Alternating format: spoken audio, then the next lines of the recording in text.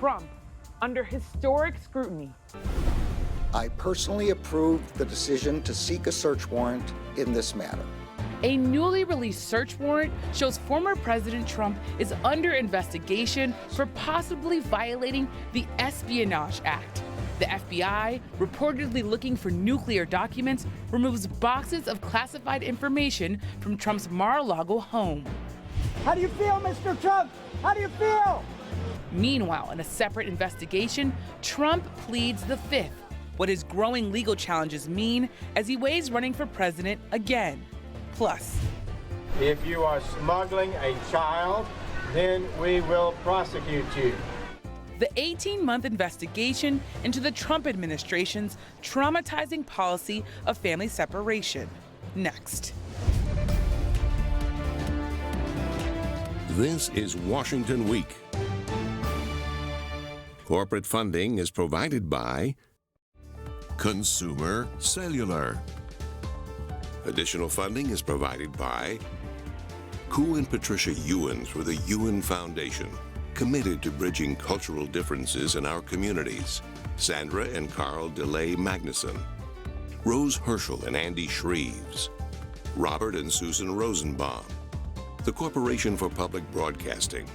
And by contributions to your PBS station from viewers like you. Thank you. Once again from Washington, moderator Yamiche Alcindor. Good evening and welcome to Washington Week. It's been an extraordinary week of news, of legal challenges for former President Donald Trump. And it's been nearly a week since the FBI executed a search warrant on Trump's Mar-a-Lago home in Florida. That warrant, unsealed today, shows Trump is under investigation for possibly violating the Espionage Act and for possible obstruction of justice. FBI agents were reportedly looking for nuclear documents and carried out boxes of classified information. After the search, Republicans expressed outrage. We now find that justice in America is not equal. It's determined upon whether you want to go after a political person or not.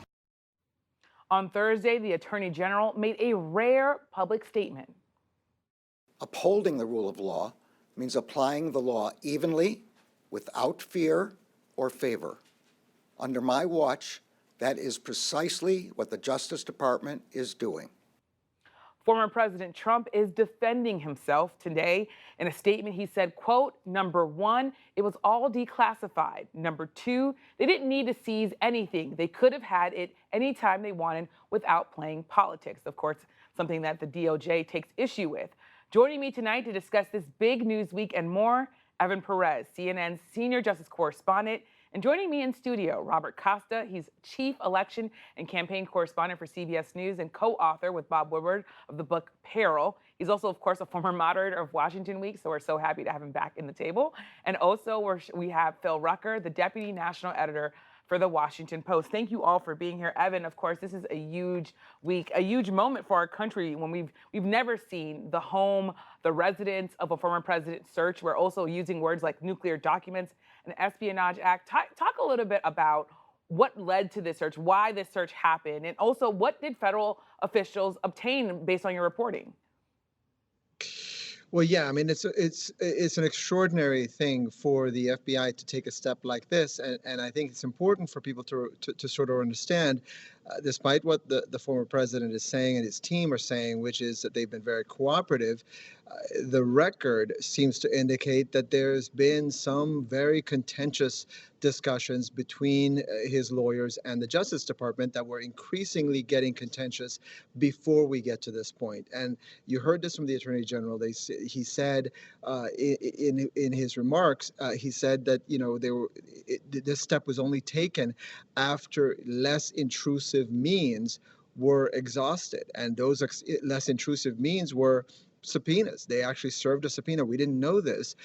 We've been reporting on this Mar-a-Lago investigation, these 15 boxes that were taken from by the National Archives back in May of 2021.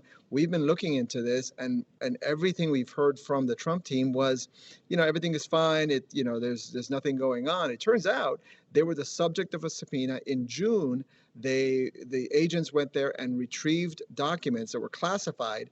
And then even after that, they served another subpoena to get surveillance tapes from Mar-a-Lago.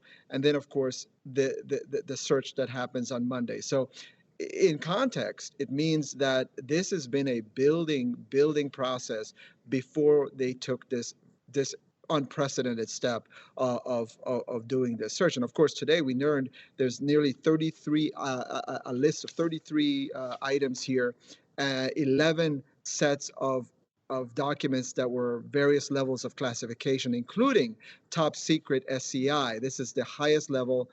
This is the stuff that you have to go into special rooms to be able to read in the U.S. government. And Phil, the Washington Post is reporting that some of these documents, your paper, of course, the Washington Post, is reporting that some of these documents are nuclear weapons. We've covered Trump together, but this week seems to have really been a different kind of moment for him. I wonder, what's your sense of this moment, given what we know about former President Trump and what we know about what federal officials obtained? Well, Yamiche, what my colleagues at the Post are reporting is that some of the documents that the FBI agents were looking for when they searched his home and private club on Monday were classified documents pertaining to nuclear weapons, but we don't know exactly what programs those were or what the documents said. But the big picture here, as you point out, is it's really a culmination for Trump of two threads, I would say. He's been fascinated by nuclear weaponry since the beginning of his presidency. It's something he would talk to aides a lot about in private, something he would talk about publicly as well. But he's also been very careless over the years with classified information. He would routinely reveal classified secrets publicly at press conferences to foreign government officials at times. You remember that dinner he had with the Prime Minister of Japan early in the presidency at Mar-a-Lago, where he was sort of openly talking about a secret operation. And so this is somebody, a president and now former president, who really has had little regard for the levels of classification and the rules that sort of govern these secrets in the government. And Bob, you're nodding your head. I know you spoke to Ambassador John Bolton today, who, of course, was the former national security advisor under former President Trump. Talk about what he told you and what your reporting has been in this last few hours. Quite a conversation just a few hours ago with the former national security advisor for the former president. When I sat down with Ambassador Bolton, I said, take me back to the room. What was it like when the former president, then president, was briefed by intelligence officials? And he said sometimes Trump would ask for the documents he was given by his briefers, and the briefers would say, sir, probably best for you not to keep them. He said, I'd like to keep them. And I said to Bolton, well, what did you make of that? And Bolton said, well, I was alarmed. Now, Bolton is a Trump critic, but it goes to Phil's point in his reporting about how there was a fear, to a point even alarm at times, inside the Trump administration, inside the intelligence community, about how this president handled documents while he was president and when he left the White House. But we're still curious as reporters about what was the foundational evidence for this decision. What was in the affidavit that led to the subpoenas and then the search? And Bob, I mean, those are definitely threads that we're going to be following. Though we should also talk about the fact that former President Trump is calling this a witch hunt. I have talked to some sources who say, and the New York Times was reporting this as well, he's treating this sort of as a PR problem when it's really a legal problem. What are you hearing about the way that former President Trump is dealing with the legal challenges ahead? Well, you saw in a statement a few hours ago, the former president said that he declassified all of these documents. We're not sure yet about the details of whether he declassified documents, how he did so, how exactly this was done. But regardless of classification, this is still a legal challenge for the former president. You mentioned the Espionage Act. The Espionage Act deals with how you deal with defense-related documents, regardless of their classification. So he will face legal scrutiny about not just classified documents, but documents related to the national defense as covered by this law, the Espionage Act. And Phil, we saw Republicans, a lot of Trump allies, jump to his defense in the moments after the search warrant was executed. But we've also seen some staunch critics, I should say some staunch allies of former President Trump, sort of shifting their tone. I want to talk about Elise Stefanik in particular. She said that the FBI and DOJ have been, quote, weaponized, but she's also saying, quote, it's important to follow the facts wherever they lead. What does that tell you about the way that the GOP is handling this? They're rallying around him, but also shifting a bit. Why do you think this is happening? You know, the immediate instinct of Republican politicians is to rally around Trump because of his intense popularity within the Republican base. But I think the leadership in Washington realizes that for the FBI to conduct this search, to take this extraordinary step, there must be something serious here, that this is not a game. And I think they're trying to be careful and not get too far ahead of things, because this could end up being very damaging for former President Trump. And if you're a Republican official going out there attacking the FBI and defending Trump when in fact it turns out that he may have had some really damaging information for the country at risk at Mar-a-Lago, then it endangers your credibility as a leader. Evan, I want to come to you, which is in 2018, former President Trump, he increased the punishment for knowingly removing classified materials with the intent to retain them for unauthorized location, making it a felony. What's the timeline here when you think about sort of what we'll know about how serious this issue is for former President Trump, whether he's going to be charged, whether others may be charged? What do we know? What are you hearing from your sources about what could happen here and how quickly it could happen? Well, I think we're going to be waiting a little while. Look, first of all, we're about to go into what is known as a quiet period for the Justice Department because we have the midterms coming up. And under the rules, under the regulations, generally they try not to, they're supposed to not do things that could interfere with the election. And we have Merrick Garland, who is the Attorney General, and he's absolutely going to follow that rule. So I think for a while we're not going to hear very much. Probably what we're going to hear from more is from the Trump side, because he, of course, is as you guys have been talking, he looks at this in through a different lens. One of the interesting things I think that we saw from these documents, you notice that the people doing this investigation are actually in the Washington field office. Now, these are the same people who are also doing the investigation, the FBI office that's also handling the January 6th investigation. So you have to think that that this is not an investigation in a vacuum, right? This very well could end up being, there could be information, I mean, we don't know, but there could be information that they retrieve from the search that ends up feeding into the other investigation. So the former president has a lot of legal issues ahead of him. And in the end, I think they're all connected, to be honest. I think they're going to be connected because they're all having to do with the process by which he left Washington at the end of his presidency, unwillingly, of course, because he believes he won, right? So in the end, I think this is all going to be interconnected, and it'll be probably a while before we know the final answer. Wow. I mean, that is really striking and very, very important information. Bob, I know you wanted to jump in here, so I'm going to go to you. With this, I know you were outside Trump Towers, outside in New York, when Attorney General Merrick Garland was making this announcement. Can you talk a bit about what you're hearing about how this might impact former President Trump possibly running for office? We're hearing that he could announce as early as next month. And of course, I know you were nodding your head, so anything else you wanted to add?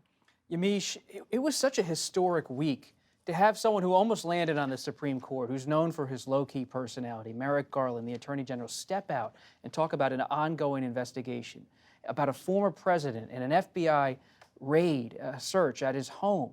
This is something we just haven't seen in American history. And so it's hard to say exactly how it's going to affect the former president's possible 2024 presidential ambitions, but it's clear that inside his inner circle, people are urging him to make an announcement, perhaps even before the midterm elections. But some other Republicans, like Senate Minority Leader Mitch McConnell, have been pretty muted about what this all means politically. They know Trump has a lot of political capital in the party, but they too are waiting to see how exactly this plays out and what the evidence is in this probe. And Evan, I'll come back to you. Bob's talking about how this might play out. I talked to some people who said the DOJ, inside the DOJ, there were people who wanted to see Merrick Garland come out and really defend the institution and defend themselves. But there are also some people that told me they're a little worried that maybe the DOJ might not have the goods, what might happen if there might be political fallout here for the DOJ, if Trump isn't charged, if there isn't sort of a more serious second chapter to this. What are you hearing? Take us inside the DOJ. No, I think absolutely right. I think both of those things you hear, and I think there's a lot of concern. Certainly, I think at the Justice Department, they have been attacked by these people who work there have been under attack from Donald Trump obviously since he came down that escalator, right, before when he was announcing to run for president. So you do hear both concerns that you could end up, this could end up ensuring that Donald Trump returns to the White House.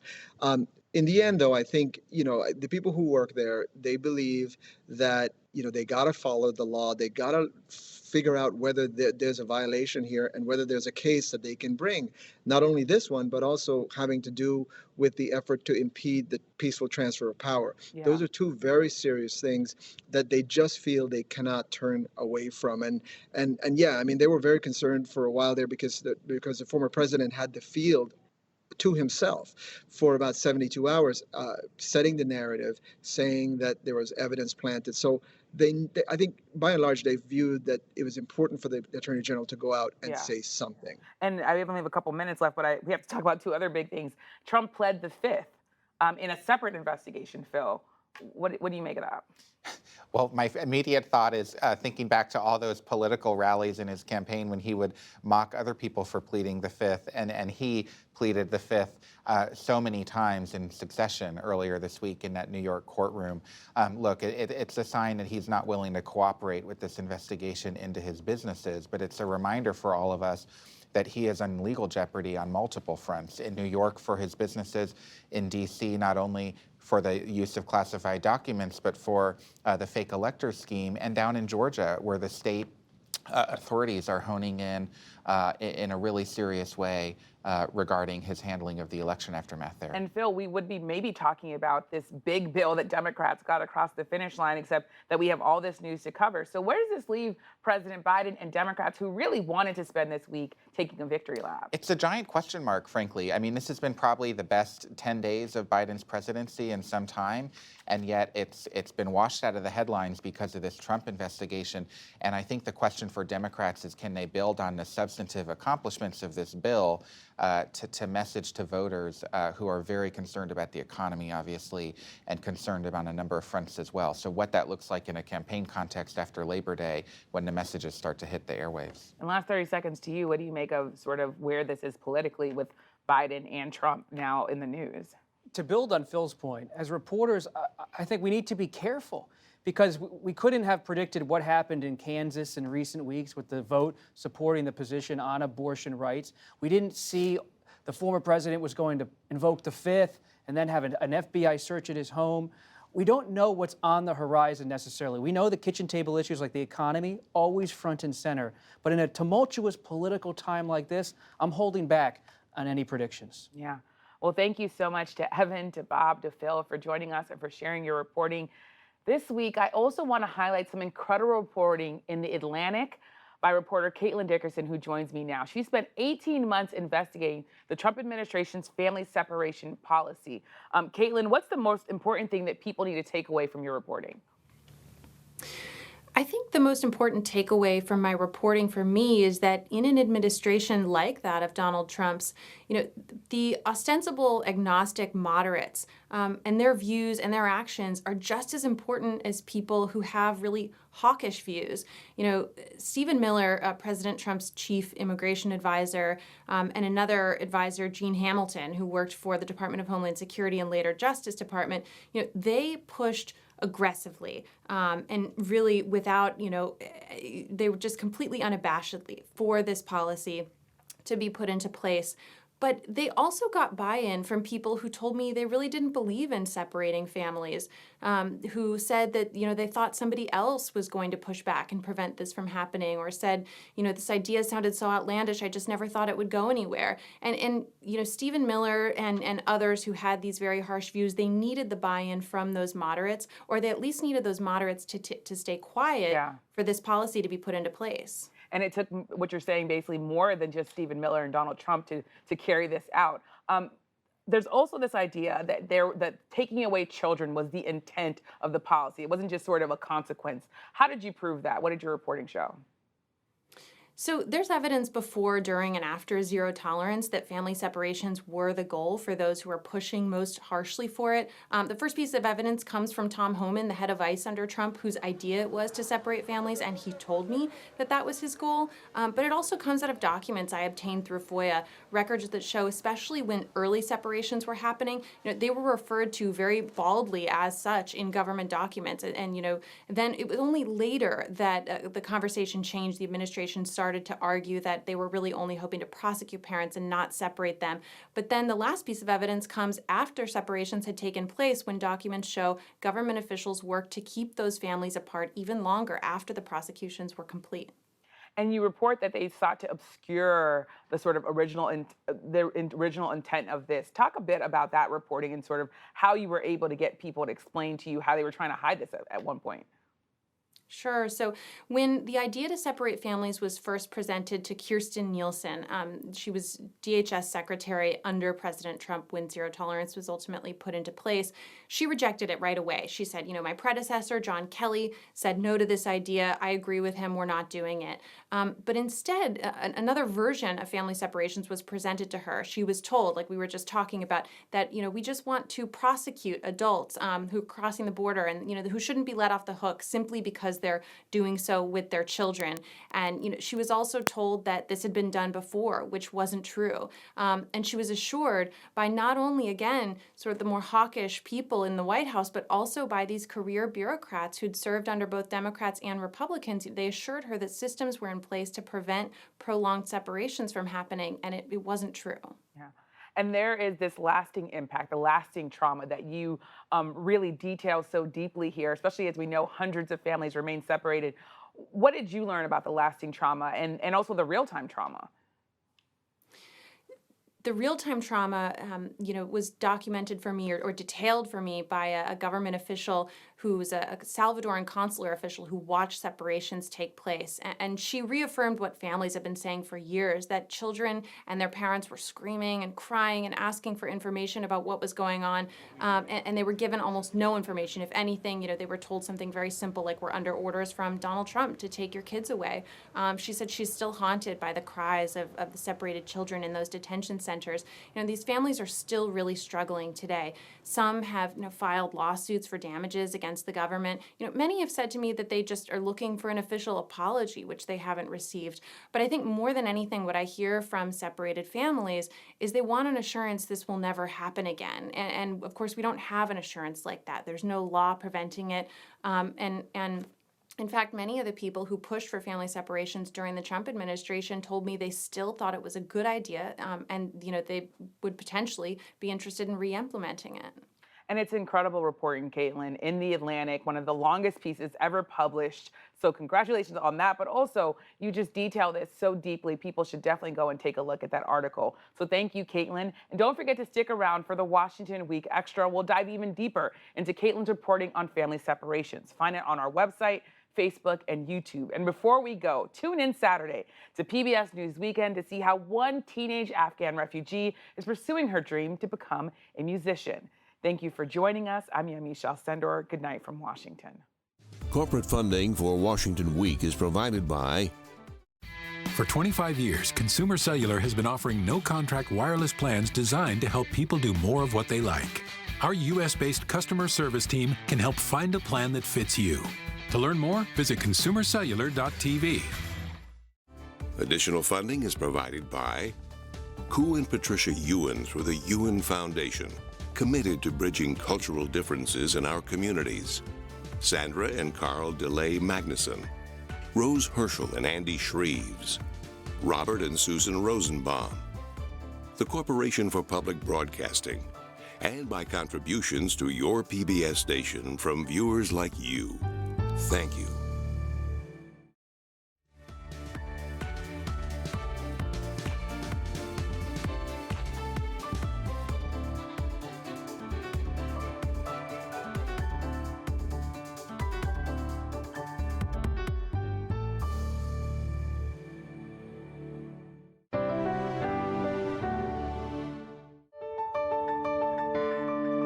You're watching PBS.